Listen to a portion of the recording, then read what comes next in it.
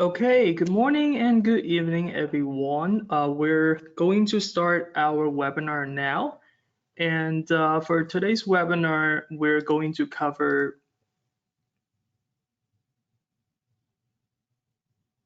the LiDAR data processing with DJI Terra software and some advanced post-processing with DJI Terra software. And we're going to do some demos and complete walkthrough just to give you a perspective of how that workflow is going to be like. For today's webinar, we have invited several speakers, and I'd like to introduce them. First, we have R2 from TerraSolid team, and R2 is a very experienced Terra processing developer, and the TerraSolid software as well as the suite brings a lot of potentials on the LiDAR applications in terms of data processing. R2 today will be introducing some of the latest software from the TerraSolid. Then we have Mark Poulsen. Mark is a very experienced professional surveyor that has great experience with using drones, tons of experience using Zemu's L1 system, and we would have Mark bring up some real world applications as well as successful projects he was able to conduct using the DJI L1 sensor. And last is me. My name is Ron, and I'm from DJI Enterprise Solutions Developing team, and I will be sharing some insights from DJI Terra and DJI LiDAR system side. During today's webinar, please feel free to ask any questions you may have in the questions sections. We will be more than happy to answer those questions. And good to see you both, Mark and R2. How are you guys doing?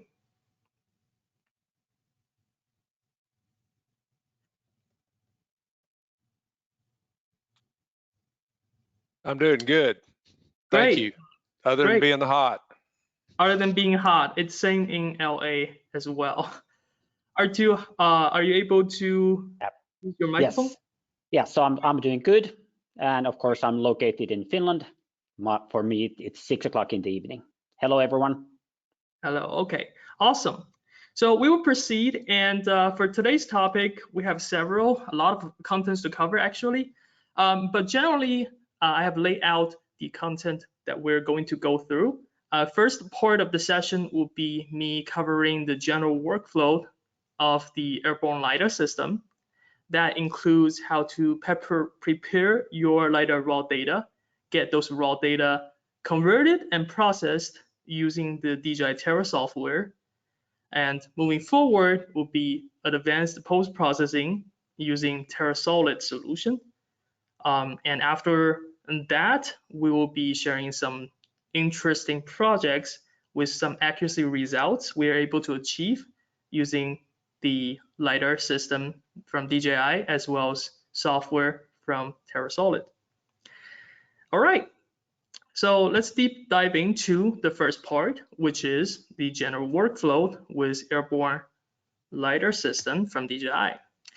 So if we talk about workflow in general, usually we're talking about from the beginning toward the end of the entire work involves airborne LiDAR system. So if we lay out everything exactly, so first step obviously will be your operation planning. So that involves getting the clearance of your airspace, coordinate with the team, telling the ground team that we're going to have a drone project coming and we're going to fly the drone on top of you and on top of the project site. And that's pretty straightforward. You just need to check the weather and make sure everything works. Now, next step, we have LiDAR scan mission planning. So this is the step now we're trying to get into and detailed about mission planning steps. So creating a mission for LiDAR scan is a very important step across the entire workflow. I would say the most important step actually, because it involves getting the correct parameters set for the LiDAR system, and you want to make sure you cover the entire site you want to do. The last thing you want to do is unable to cover the project site you demand to cover. So what does that output? So actually it would output simply a mission plan. And that mission plan you can utilize to assign to the drone and for the drone to execute. So it's pretty much a autonomous mission that drone knows what to do, where to take off and where to land, and during the flight, what to do, how to make the turns. So that's the mission directly, can be directly planned using the controller we have. And once you have that mission plan, now gets interesting because you can now do the actual data collections or data acquisition stage. So during the data acquisition stage we have, this is the part you get your boots dirty. You get on the site and you deploy the drone and you actually fly. Well, you don't really fly the drone. Drone flies itself for most part, unless you're doing manual missions. But this is the only part that you would need to get on the site and get the data collected by deploying the drone. Now, what does that output, right? So that outputs you raw formatted point cloud data. Now, that data cannot be utilized directly. It needs to get processed before you actually using it. So that turns to the next stage, which involves data preparation and data processing. That will be something we're going to be focusing today, starting from this stage. That is the raw data process using DJI Terra software. What it does is it would read and combine all the raw format point cloud data along with the drone system data together and deliver something universal, some format that is universal that you can manipulate. So as the output, it gives you the LAS formatted point cloud. That is something you can easily transfer or manipulate. It could be outputting directly digital elevation models or trajectory data for post-processing if needed. Now, those data will be very essential because those data are actually in a universal format that third-party software that is not DJI can take. For example, TerraSolid software. So at this stage, you could get your final deliverable already.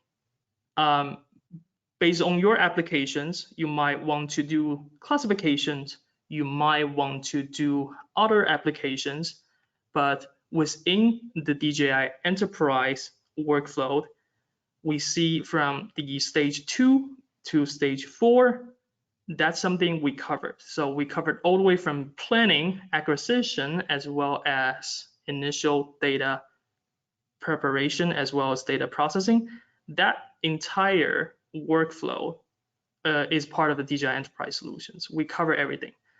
And sometimes that deliverable is not enough because depends on what application you're specifically working on. The raw formatted point cloud contains a lot of information that you might not need. Because, for example, if you do a LiDAR scan, airborne LiDAR scan, and you collect the data about 4 gigabytes, after all, you might only need 300 megabytes of the data of the bare earth model.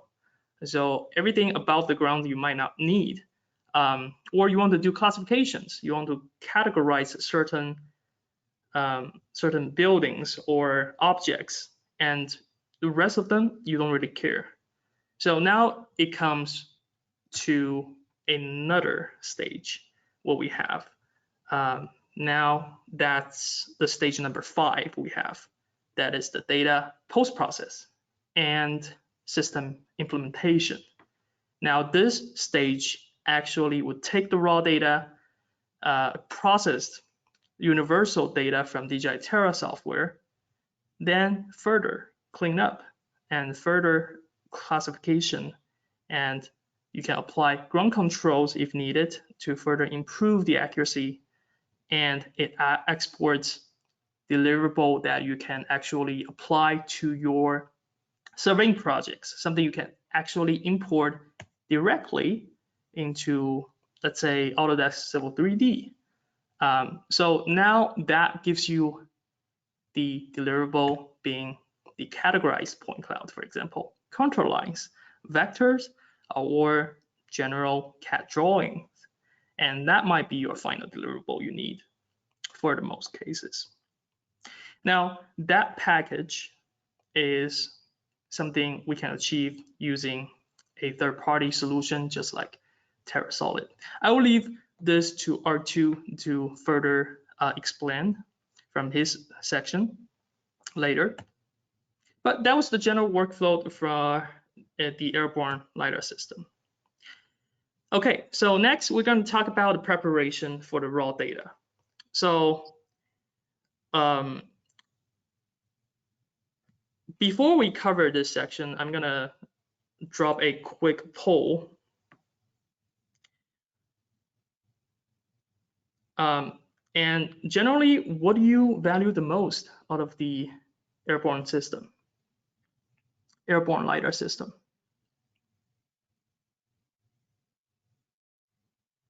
We're gonna give everyone a quick second to vote.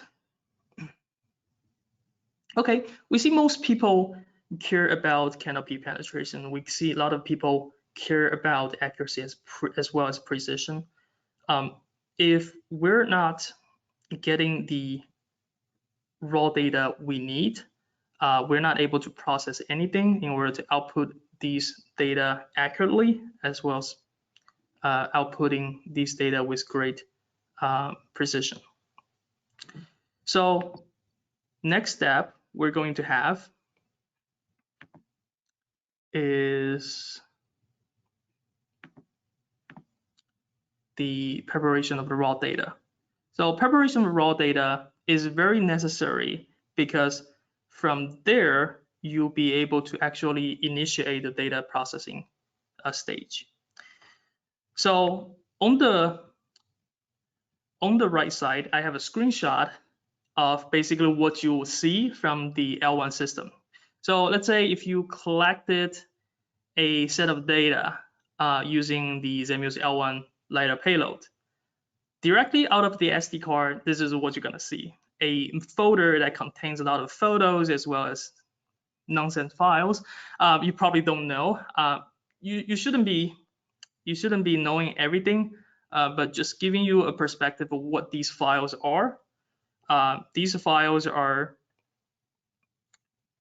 camera calibration data, IMU calibration data, visual calibration data, inertial navigation data, LiDAR point cloud raw data, RTK base station data, drone antenna data, as well as arm compensation data, sub-antenna data. Now, all these data means nothing if you cannot get them converted into a universal format. So the reason we have so many systematic data is because we are recording every single detailed information from all the components coming from the drone as well as the sensor. These data are actually necessary for us to process and output the data we need. But among all these data, you would also notice we have photos contained. Now, these photos are used for colorization. You can colorize the point cloud and give every single point cloud point RGB value. Now, how we achieve this is based on those photos captured from the camera from the L1 system. In addition, we also have 3 files that are satellite observation files as well as timestamp file for these photos. So if you don't want to do colorization, for example, for your data, during the data preparation stage, you can actually remove these satellite observation data as well as timestamp as well as these photos to speed up the process, because colorization does require some processing, additional processing capability from your computer, and that will kind of slow down the process. But you shouldn't be worried about all these data. The only two data you should be pay attention to will be the LDR data as well as RTB data, because if you don't have these two data, you will not be able to output your point cloud data from DJI Terra software.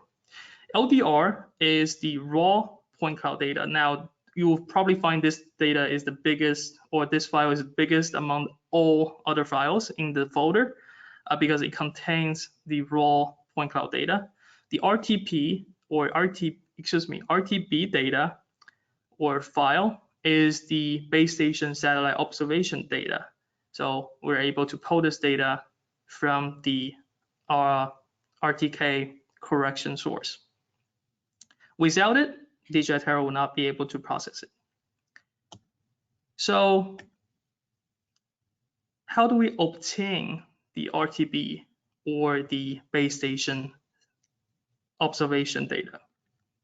Because it's necessary. Without it, we're unable to process the point cloud data.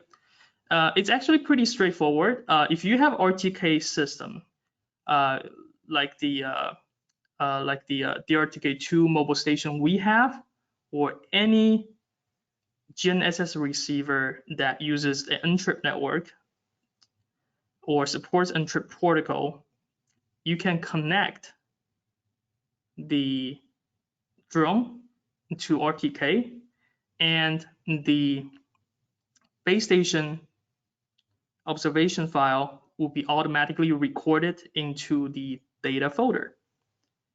Now, what about when I don't have RTK? We support PPK process as well. For the PPK process, it's actually pretty straightforward. You just need to drag the observation file you get from the base station and simply put them into the folder that contains everything else. I will actually do a quick demo for this one, but how you would obtain the base station files depends on what kind of system you use. If you're using, I'm using a NOAA course network because I'm based in North America, but I can pull these observation files directly from any sites I want from the course network NOAA provides. And that way I can do PPK as long as my baseline or the distance between my operation site to the closest site is not too far away. I'm able to process everything using PPK method. Okay, so now once you have all the raw data, and once you make sure you have everything you need to get everything processed properly, now the next step is actually the processing part. So next we're going to cover the raw data processing using DJI Terra software. So for some of you might not heard or may not know what DJI Terra software is, I'm going to pull up another poll. Have you ever tried or used DJI Terra? Do you know what that is? It's completely fine if you don't know what DJI Terra software is. But in addition, have you tried to use TerraSolid before? Okay, we're seeing a mix of both. So some people have only used Terra. Some people have never tried any of these software. And we have some people that have used both software solutions. Okay, very interesting result. So for those people who don't really know what DJI Terra software is, so first of all, Terra software is a software that processes photogrammetry. So basically what that means is it converts drone photos into a 2D orthomosaic map or a 3D models. That's probably the easiest way to put it. But in addition, it is also a necessary software to convert all these LiDAR raw data I have talked about into something manipulatable, something you can work with, something in a universal format, such as LAS format, point cloud. So I am going to cover some of the capabilities of DJI Terra software in terms of specifically on LiDAR data processing. So we have several functionalities such as point cloud density adjustment. As you know, as the drone flies, it flies as like strips when covering a certain area. And among these strips, you would have overlap region. Because the drone fly these region twice, you will have inaccurate, or sorry, not inaccurate. You have these region have a lot more points compared to other regions. So density adjustment allows you to create a model that has a density more even across the entire scans.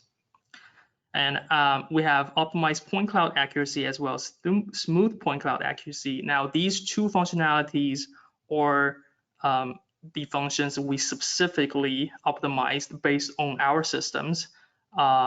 Because as I mentioned, we have recorded a lot of system files coming from the drone, such as IMU units from the drone, such as RTK antenna compensation data. We're able to utilize those to further improve the accuracy of the LiDAR point cloud output. Now, you might have not yet tried out this functionality. Something we highly recommend is to enable this optimized point cloud accuracy options when processing the DJI LiDAR data. We have seen improvements on accuracy output. So smooth point cloud is another functionality we have to remove or reduce the amount of noise from the point cloud scan. But most importantly, it would thin the point cloud layer to at least 1/3 of its original. So further improve the accuracy when you're doing topographic. So accuracy verification is a functionality we have for users to verify the accuracy results by including check shots. Transformation, you're able to transform your results into a coordinate system, whether it's projected or not, whether it's something you work whether it's some local system, you can do 7 parameters transformation as well. Ground layer classification, so you can actually classify the ground layer and output the data. And now we have something called the DEM output, the digital elevation model output. Now this functionality will be available soon. We have this functionality will be ready for version 3.8, which is upcoming. After this, you'll be able to output digital elevation model, which is the bare earth point cloud model directly from DJI Terra now. Now, some of these functionalities are actually paid versions only. So at the end of today's webinar, please stay, because I'm going to give out a QR code for you to scan. It will be a quick survey for you to fill to get a one month Terra electricity version trial, and that version will enable all the functionalities we have covered today.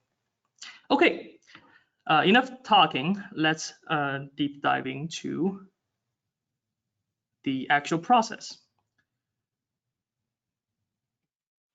So I am going to share my screen real quick so everyone can see what I am seeing right now.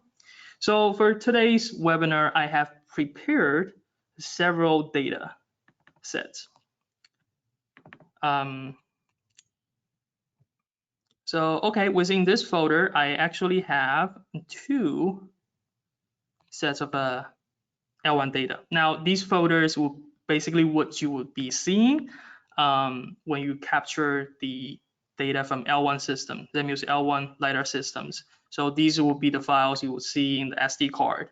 Now these will be the folders of the data, and DRTK2, now this is something I pulled from the DRTK2 mobile stations. We're probably not going to be using this today, but I will be using these 2 sets of data for demonstration. So let's talk about PPK process first, because a lot of people are actually asking about how do you do PPK with the ZEMU's L1 system. So I have a data set which was flown under GPS only. I didn't connect to RTK network. So something you immediately notice is, again, something we will check, LDR file, which is our raw point cloud data file. But something I don't have is RTB file, which is the base station observation file.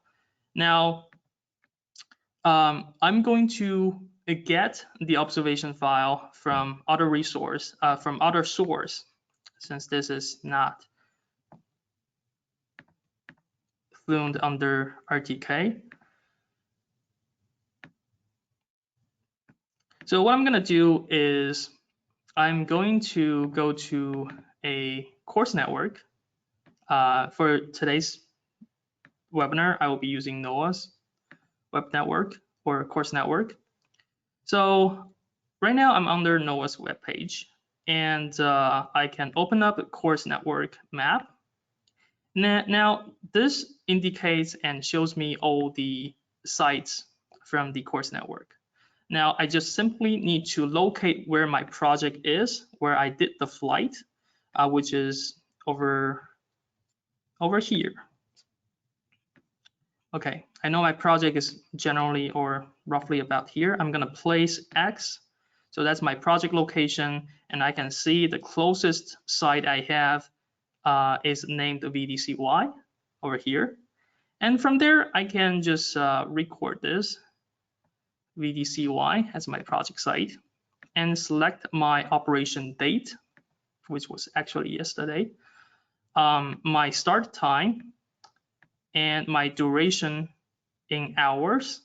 I'm gonna put 24 just because I know for sure that that duration will cover my flight time when I was doing the scan. Now for the site ID, let's go to VDCY, which was the closest, which was the closest site, which is only about 9 or 8.9 kilometers away. Now, from this site, I would like to have the base station observation files from this site specifically. So I'm going to select available satellite system being GPS and others. Sampling rate as is. Now I can select get course data file. Now the course network would compress everything and send me a zip file that contains a lot of files, and that includes the observation file you have. Now I have just downloaded the file. Let's open up.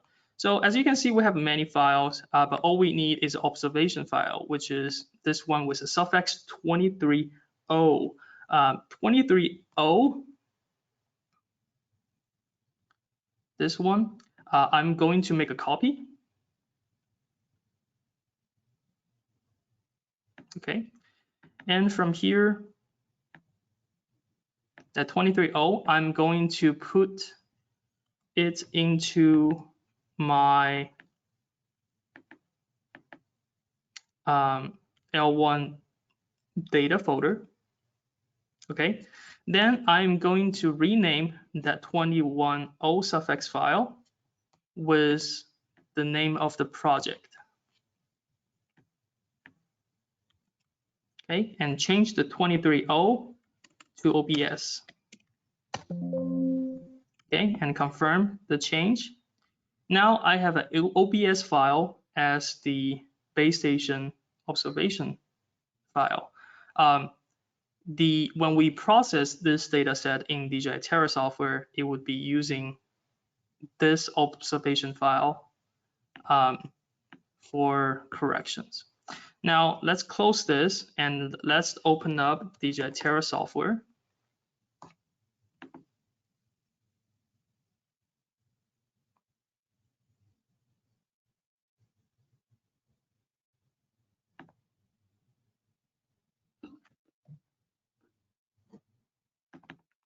All right, so Terra software is now open. Let's start a new mission and select LiDAR point cloud. And we can start to import our data by select Add Folder. And I'm going to select that same folder.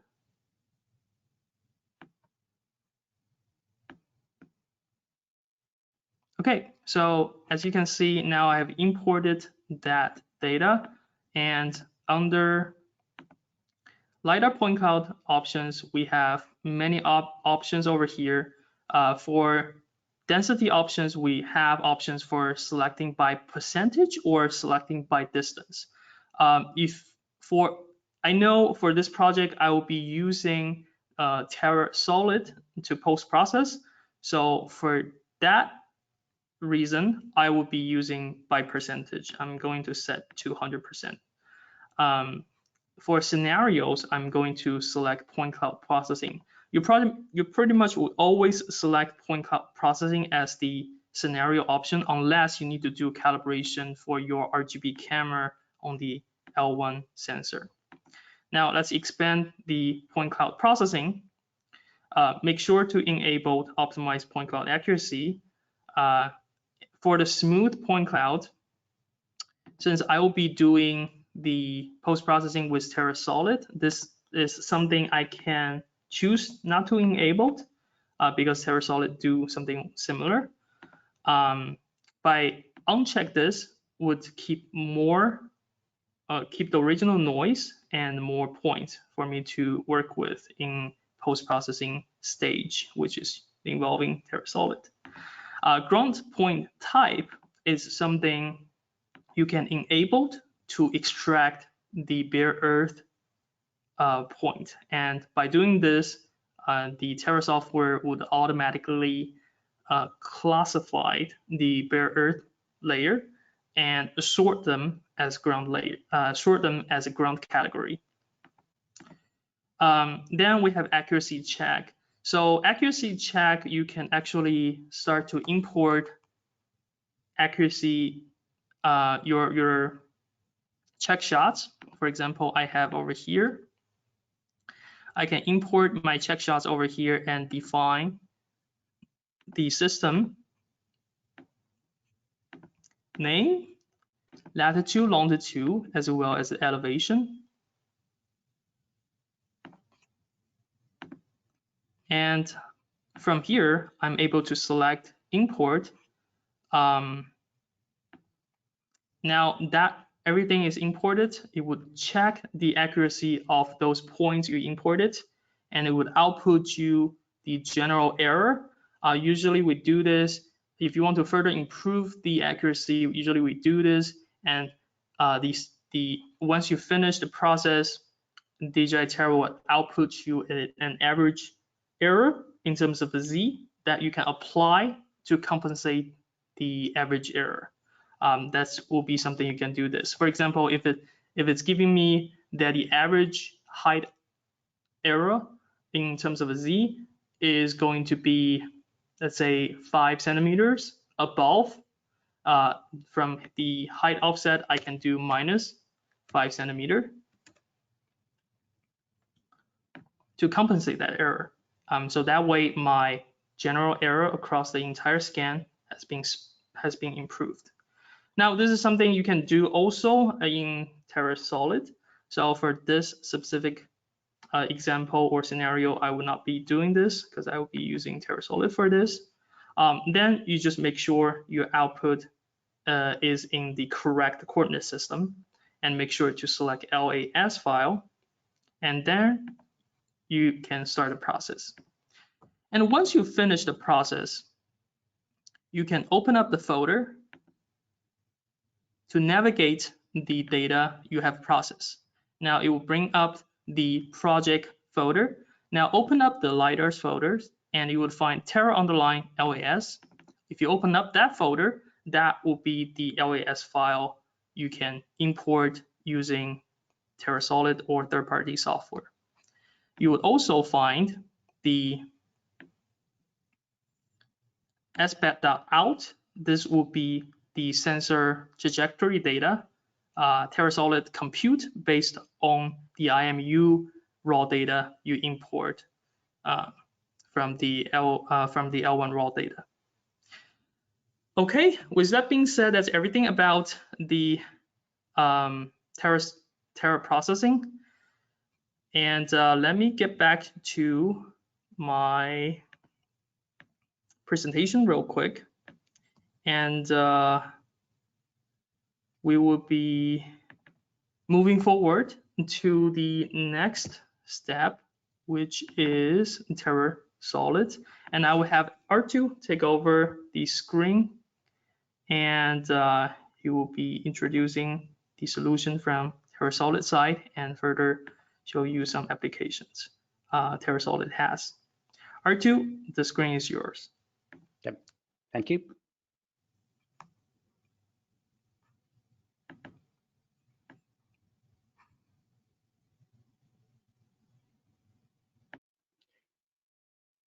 So can you see my screen now? Yep, we can see your screen.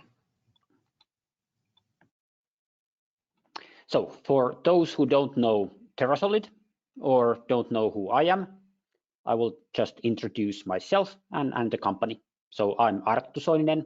I'm the head software developer. I have been writing LiDAR point cloud processing software since 1996.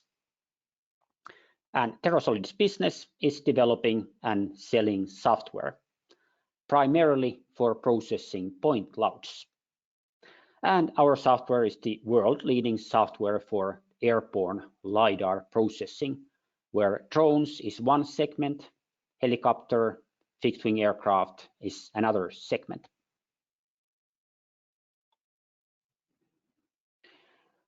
One of the slogans we have is all point clouds, no matter the source, no matter the sensor, no matter the size. So customers use our software for processing LiDAR data, airborne LiDAR data, mobile LiDAR data, handheld LiDAR data, photogrammetric point clouds, sonar surveys of the bottom of water bodies, and so on.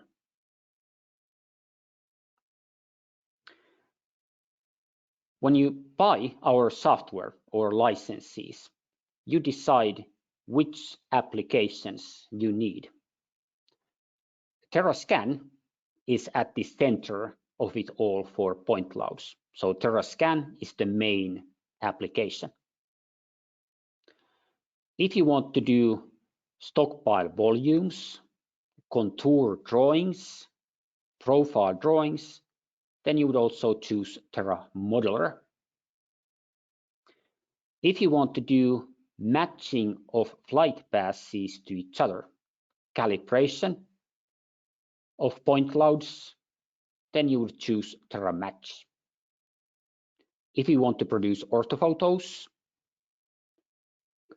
color the point cloud, use images in vectorizing buildings, etc., then you would choose TerraPhoto. So some of our L1 customers, they have chosen only TerraScan. Some have chosen TerraScan and TerraModeler. Some have chosen TerraScan and TerraMatch. Some have chosen all four. So you decide. The dataset that I'm going to show as a screen capture demo looks like this. It's a gravel stockpile site in Finland. One flight session with DJI L1. altitude varied from 30 to 45 meters, 4 meters per second flying speed. The demo uses TerraScan, TerraMatch, and TerraModeler, and UAV versions are enough. And our software starts with LAS files and the trajectory solution file, which DJI Terra produces. And from many systems, we would get the same input from many LiDAR sensors, an LAS file and a trajectory solution as an SPET out file. I did not use optimized point cloud accuracy setting in DJI Terra when I computed the point cloud. And this then means that I will do that task using TerraMatch.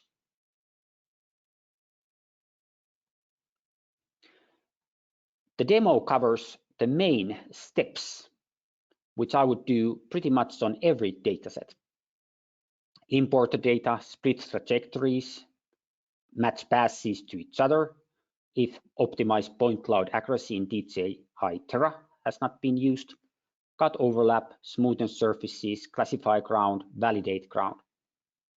And I don't go further. In this case, it's a stockpile. And all I want to do is produce two end results, compute stockpile volumes, and produce a contour drawing. But there's many different end products that you may produce with our software. And this demo only shows two.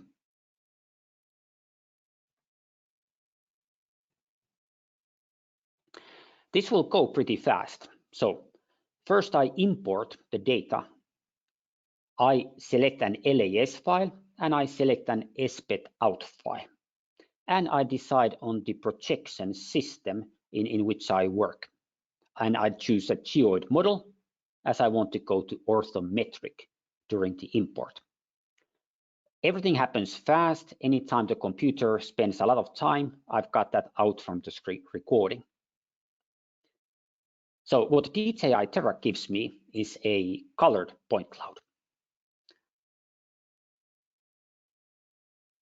And first I check the colors. Does it look good? Then I do a check. I create a cross section showing all the data to see if there are points above the air or points below the ground. So do I have a lot of noise? Then I do want to take a look at the data. I want to make sure that it looks good. Are there any surprises? And here everything looks good. And at the same time, I get an understanding on the site. And I see if there are any gaps in the data, any kind of issues. So every time I start, I do want to do a little bit of viewing. Now I go back to a top view and I start doing processing steps. I can do all the steps in one go automatically as one batch. But what I am going to do is, now I stop the recording. I will do not so many steps at a time so that I can explain what the software does in the processing steps. And one step that I'm doing is matching flight passes to each other. And there is some vegetation in this dataset, so I choose classify ground for matching, so that the software would be able to compare clean surfaces without vegetation. And I will choose per line correction parameters heading, roll, and lever jet. And that is something I do pretty often nowadays. And there is also a solution for mirror angle correction that I selected. This would take about 2 minutes in reality, but the screen capture goes faster and I will soon have the result. When I have the result, I will look at, does everything look good now? In the beginning, I would expect to see some mismatches between flight passes. But after the correction, I would expect that mostly flight passes match each other nicely, that I can't really see that one flight pass has given me a point cloud which is higher than from another flight pass. I look at narrow cross sections, 10 centimeters wide, and each color is one flight pass. And I look at a few different places to see that things are looking nice. There was a report which had all of this in numbers, so the numbers would already tell me that everything is looking good. Next step is cut overlap. So at the moment, different flight passes have data overlapping each other. Cut overlap keeps only the closest flight pass data at each location. And this removes the weaker accuracy data, keeps the central, the shortest measurement data. And this improves the accuracy a little bit, and it gives me a more uniform point density and slightly smaller data size. If I have 50% overlap, then this will give me a 50% reduction in the number of points. My next step is smoothing, and this modifies the XYZ of the points to create a smoother surface. The cross section we have there didn't show it nicely. This cross section starts to show it, that now in a cross section my point cloud is much more thinner line. This is all gravel, so it's not perfectly thin. And I will do ground classification as the next step. I don't have any big buildings, so I was able to make the initial sampling size smaller, 25 meters. And now I have an automatic ground classification done. And this is always something that I would check. And in this case, there are some quite steep hills, and I don't get every hilltop, every place, I don't get ground classification done on the point. So the ground classification doesn't climb to the top of every feature. So there are some practically vertical walls in this dataset. So what I will do is I will draw a polygon for the bare earth area, the area where there is no vegetation. And I will run ground classification for that area with different parameters, something that will be more eager to climb to the top of hills, something which is more eager to add points to the ground. I will do a cross section so that I can show that in the beginning my ground is not complete. There are some places where I don't have any points classified as ground. And I will select the polygon and run ground classification with inside fence only setting. So we only do changes inside the selected polygon, and we put in an iteration angle much bigger, and then the software climbs to the top of the hills better. And always I do some kind of a check of the ground classification, as ground is normally an important end product. And especially in this case, I'm going to compute stockpile volumes, I'm going to produce contours. So ground is what I focus on. So in TerraScan, you both do automatic processes, but you also have a lot of manual editing tools for improving from what the automatic gives you. I'm now doing a triangulated model of the ground so that I can visualize the ground and check that the ground looks good. And I don't have anything missing. I don't have anything in the ground that doesn't belong into the ground. So now I'll look at the ground surface as a triangulated model with shading display. And these two stockpiles are my key interest. So I want to check that I don't have any places where I don't have points. So those look like they are completely classified, and I don't see anything which is not ground on those stockpiles. So if I have some machinery, people moving on the stockpiles, then I do not want those to become ground.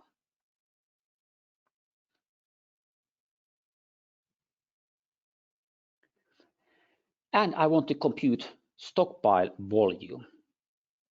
For that, I'm going to draw a 2D polygons around the stockpiles. My screen capture has those already on a specific layer, so I just showed the layer. But I have 2 polygons and I have 2 labels, A and B, for naming the stockpiles, so that when I compute volumes, I get a volume for stockpile A and a volume for stockpile B.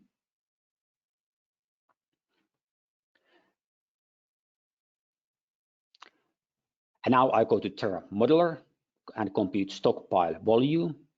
I say that the boundary is 2D, it should be draped to the surface. And so now the base of the stockpile comes from the edges of the boundary. So we are assuming that we have a flat surface underneath, so that we can connect the left side and the right side of the stockpile, and that gives us our base surface. And now I have the volume, and in the text file that showed up, but which I closed, I had this volume for stockpile A and stockpile B. And now I'm looking at cross sections to make sure that the coloring matches what I would expect to be the computed volume.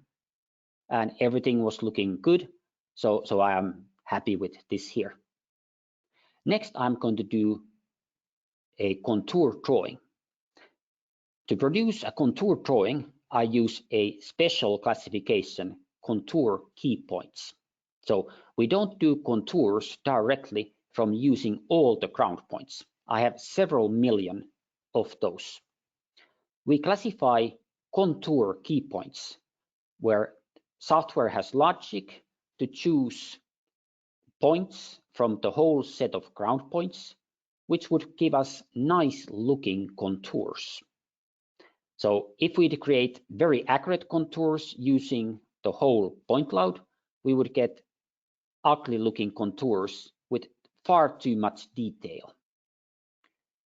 Contour key points classified just 11,900 points. That was enough. And you can see the density, it's not very high. The blue points are the contour key points. I create a triangulated model from the contour key points. And then I can run display contours. And I will use write to file so that all this goes into the CAD system as vectors and then can be exported as a DXF or a shape file. And I do a little bit of checking that the result looks as I would expect. So I have contours, minor, basic, major contours. You can do the production so that you just produce basic and major, or just minor and major you select. And I have labels for the elevations of the contours for the major contours. And that was the contour production. On this dataset, I did not have signal markers, so I didn't have a way of verifying the positioning. So it is possible that all of my data was a little bit too high, or a little bit east, or a little bit north. For a stockpile volume, it doesn't make any difference. But on many datasets, I would want to validate the positioning. And we do positioning validation using signal markers. On this dataset, you can see there's a single marker now visible in the intensity display. A checkboard pattern, a plate 60 centimeter by 60 centimeter plate placed on the site. You can define your own single marker shape. Checkboard pattern is the easiest to define, and you can specify the size. In this dataset, there's 7 single markers, and I have a text file which has GPS measured easting, northing, elevation values for each signal. And I use tools output control report to do the validation. So this finds the single marker using the intensity in the LiDAR point cloud. So finds the position where the single marker is in the LiDAR data.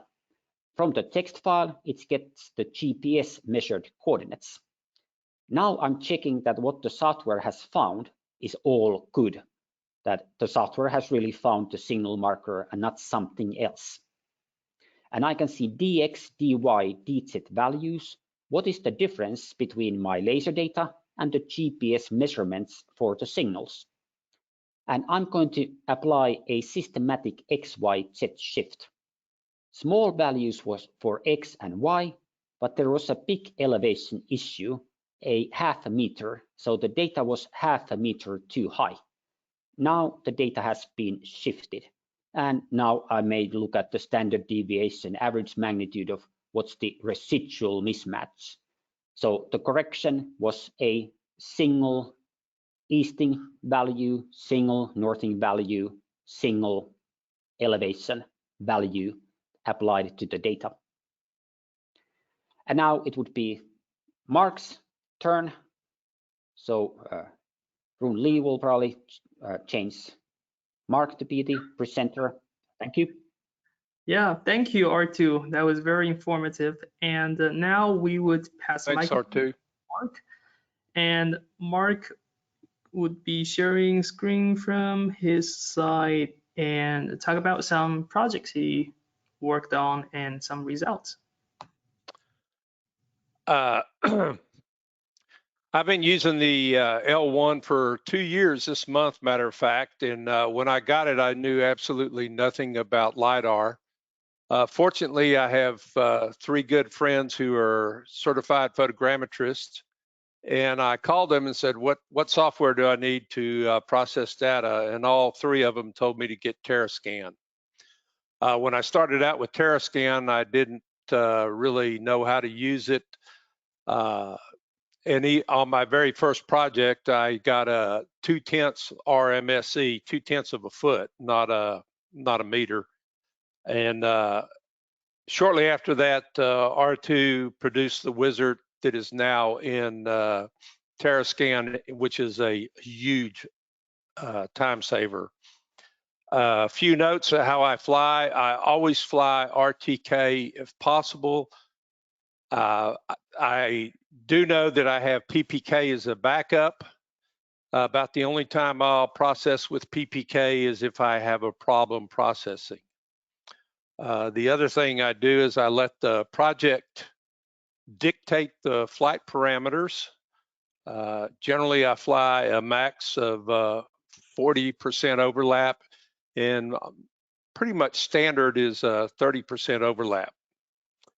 I generally shoot for 500 points per square meter, depending on the purpose of the project and why we're doing it.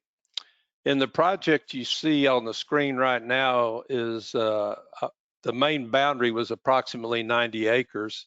Of course, we have overlap, which comes out to 36.8 hectares for the rest of the world. I flew it at 61 meters or 200 feet, and the raw density was 341 points per square meter or 32 points per square foot.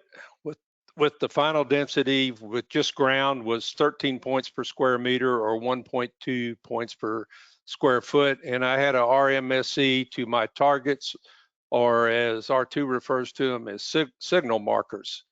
So as you can see, this was a fairly dense project, a lot of cedar. If you're familiar with Texas, we have cedar thickets, which you can hardly walk through, much less survey. Here is a section of it. I don't know if you can see my mouse, but we had a road through here, heavily dense creek over here, a dense dry bed creek here, which you can't see. But once you process in TerraScan and extract the ground, I end up with this. And one interesting thing here is this mound that was right in the middle. It was an old limestone mound that has overgrown up with cedar, which you can see in this area right here, which standard conventional surveying, I don't think you would have ever picked that up. The next project was for a friend of mine's sister. They're building a house. It was roughly 30 acres of flight, 12.1 hectares. The altitude was 46 meters, or 150 feet. I shot for a higher density here as they were looking for bigger trees. So the density was 664 points per square meter before processing, or 62 points per square foot. And the final was 72 points per square meter, or 7 points per square foot. This came out really nice. Picked up the big gully, a little pond right here. The black areas are areas on the property adjacent where they had brush piles piled up. And in TerraScan, if I needed to remove those, but they weren't on the property we were interested in, I could use some of the tools and change those points to ground and get a better looking project out of it. This next project was a as-built that was done in Austin. I adjusted to the signal markers, and just for grins, I took a bunch of shots. I had the survey crew take a bunch of shots, and the maximum error was 0.23 feet negative, or 0.26 max, and they were basically the shots that were up against the building. They did not have a topo shoot to do this project. The average area was 0.04 feet with an RMSE of 1300ths. I know everybody says we have to be 1/10 of a foot, but as everybody knows, to meet the contour specs for 1 foot contours, it's 0.33 feet. Overall, I've been very happy with the L1 as I've used it.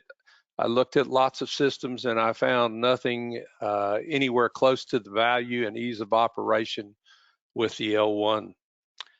And that's about all I have. Thank you. Thank you, Mark. Very impressive results. And so with that being said, that concludes today's webinar. I'm going to share my screen real quick. And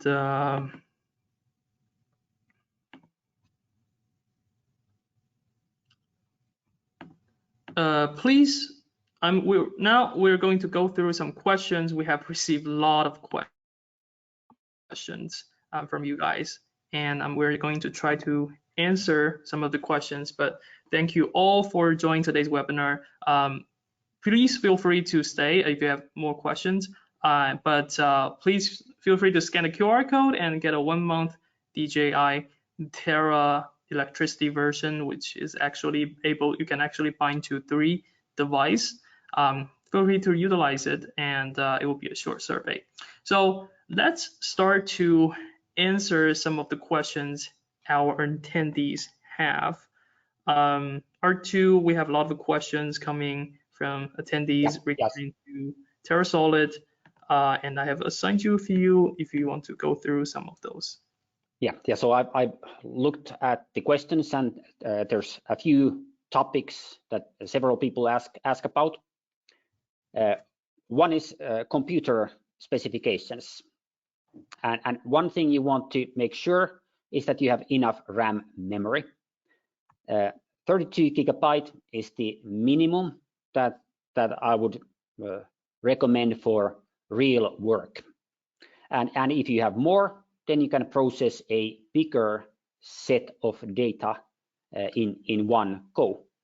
So I have 64 gigabytes on my notebook computer. I have 128 gigabytes on my desktop.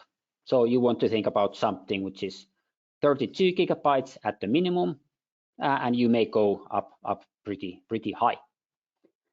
There's a question on, or several questions on, the signal marker material. When we got our L1 system, we tested a few different signal marker patterns, and we tested signal markers which had highly reflective tape. The highly reflective tape was too reflective. So our signal markers are what you could describe is something that we've just used normal black paint and normal white paint, nothing special. And they are just stiff but lightweight boards painted. Mark may perhaps comment on this more, on what is his experience. And you will need a different size for the signal marker if you fly high. So our 60 by 60 centimeter signal marker works up to about 100 meter altitude, but from 200 meter altitude, I would like to use a larger signal marker. Maybe Mark will comment more on the signal markers, the targets. So I use 2x2. I have them printed, and I've also used some garage floor tiles that I found. I like the printed ones better. They're easier to transport. I found some that were having aluminum coating over a plastic background that seemed to work really well. And I had them printed in the checkerboard pattern, which works very well for the LiDAR as well as for the photogrammetry. Yes, and you need to test it, so you can go wrong by having something which is too reflective or something where the white is not reflective enough. Yeah, we have also seen people do quick spray paints for the soil. Usually that works as well, just to spray the X on the ground for soil.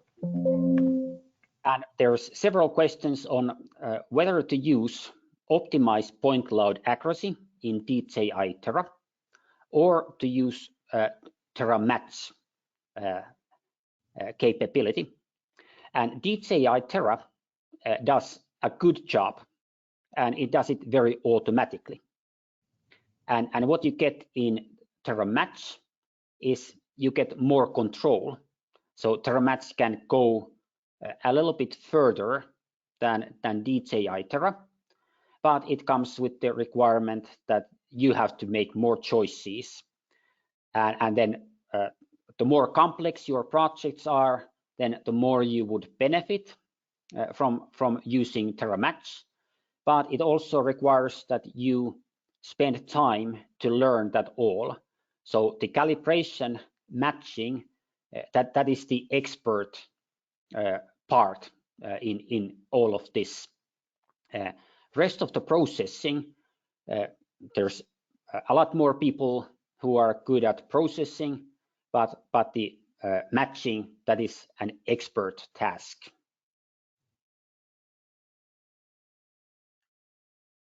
And we have a questions just received. It's actually a question I commonly being asked. The audience is asking, can we confirm the raw data? One second. Can we confirm the raw data collected from our drone system when using Untrip is WGS84 or NAD83? So the answer for that is it really depends on your reference source. So it doesn't necessarily mean your data collected from the drone is always in WGS84. You have to check with your untrip service provider on a specific site, for example, in order to confirm that. But the coordinate system in terms of X, Y, and Z always follows the reference source. So to answer your questions, no, not 100%. But for the most cases, it will be WGS84 as most untripped network broadcasts in WGS84. And several people have asked about recording for this webinar, so that will be available. And Mark, we also have some questions for you as well. That is about for a bigger project that is being processed in batches. How would you recommend a workflow that merging of these final deliverables? Do you use DJI Terra for merging them at the first place, or do you generally merge them afterwards? Like, what would be the process you recommend? The process I would recommend is merging them all in DJI Terra and using one big file, and then in TerraScan, the full version of TerraScan, not the UAV version, you can process in blocks, which would be the way I would do it now. I did a hodgepodge of processing when I first got it, where I flew it in blocks going different directions and everything else, and it was quite a feat to match all of it together. So right now today, I always merge them if at all possible. Yeah, that's usually what I would do as well. Artu, I know you have another questions being asked. What is, when checking for accuracy, should there always be a DX, DY, DZ arrow that needs to be shifted? I think this refers to the ground control. Yeah, so you may find that there is no systematic shift, that the data matches perfectly or very, very close to perfection, and then you don't need to shift. But in reality, most of the time you find some kind of a systematic shift, that a few centimeters in elevation or in easting or in northing. So it's more common that there is a small shift that needs to be applied. One question a few people have asked is, can you process DJI Terra LAS files and the trajectory files in other software? And yes, so the LAS is the standard in the field, and the SPED out is the most common trajectory format. So basically any LiDAR processing software package can import the output from DJI Terra. Yeah, and looks like we have a lot of audience that is planning to use LiDAR for large projects. And I've seen a lot of people asking about the capability for doing terrain follow. I have Tim asking if we have any possibility to utilize terrain follow along with the PPK process. The answer is yes. So within the mission planning process phase or stage, you can actually apply digital surface model and apply that digital surface model into the mission planning application we have. It's called Pilot app, and then you can do terrain follow flight for capturing the data you need. And we have also received questions regarding how do you do ground classifications. Now, R2, I'm pretty sure that on the YouTube, you guys have a pretty detailed tutorial videos to show people how to do that. And for DJI Terra software, since we also support digital elevation model output, we actually have a video to cover that from our DJI tutorial channel as well. Yes, and there are many questions which are such that it is impossible to answer in a very short manner, but we will look at all the questions and we will do additional webinars to give a good answer for some of the questions you have posted. Great. Mark, this is probably a better question for you. We have people still kind of asking what generally what their expectation of L1 in terms of the accuracy. And since you have used the L1 for a long time, maybe you can better address what the accuracy performance they will be expecting. It's been my experience, a lot of it depends on how fast, how high you fly. If you fly lower and slower, you're going to get really good accuracy. If you fly higher and faster, you're still going to get around a 10th to 1500ths. I flew 800 acres at about 200 meters, and the surveyor that went out and ground checked it after I flew it said he was hitting within 1500ths maximum.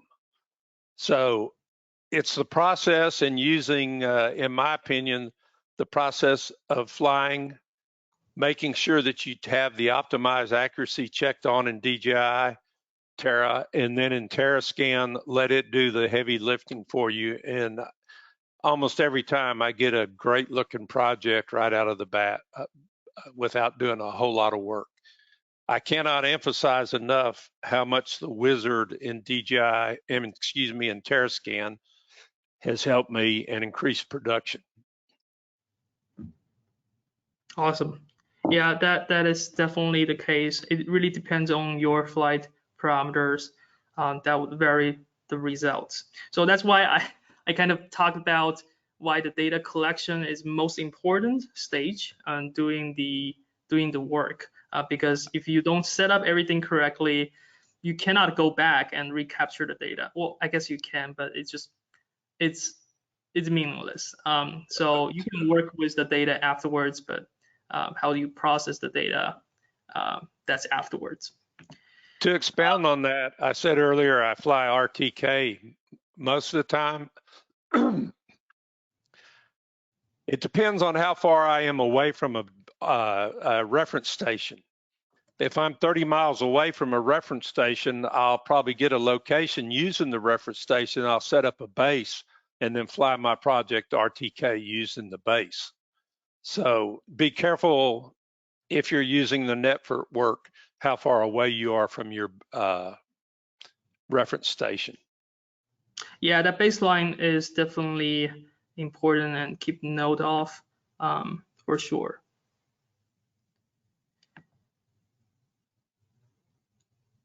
So for the RTK base station, so we don't have to use DJI's DRTK2 base station at all, as long as your base station supports Untrip network or Untrip protocol. So you can connect the remote controller to the base station via Untrip network. It would work with the DJI system. So it doesn't matter if you're using Trimble or if you're using other systems, LiDAR as well. As long as it supports Untrip, it would work.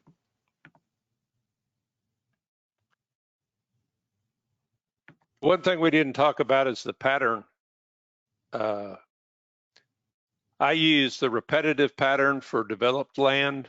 For example, buildings or an urban area. If I'm out in the raw land with lots of foliage and trees, I use the non-repetitive program. Yeah, that's another thing too. So it seems like a lot of questions still coming from the data acquisition, which is actually what I expected. So to expand on that, I actually prepared a few more slides to share with everyone. If everyone can see my screen, I have prepared some additional slides for you to check out. So on the right side, it will be the mission planning or the actual pilot app we use for the actual flight.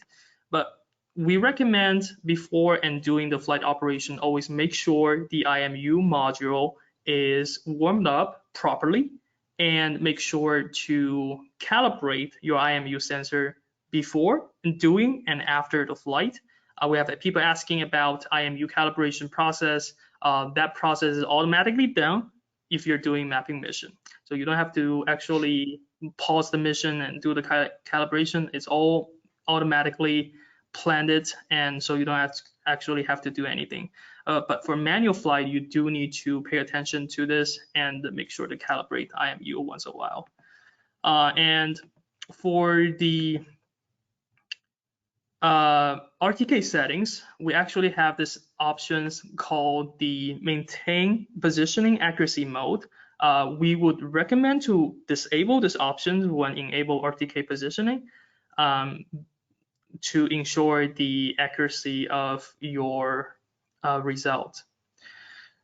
That's another thing we need to pay attention to. And doing the data collections for the camera settings, we recommend to turn on the mechanical shutter option and disable the dewarping option.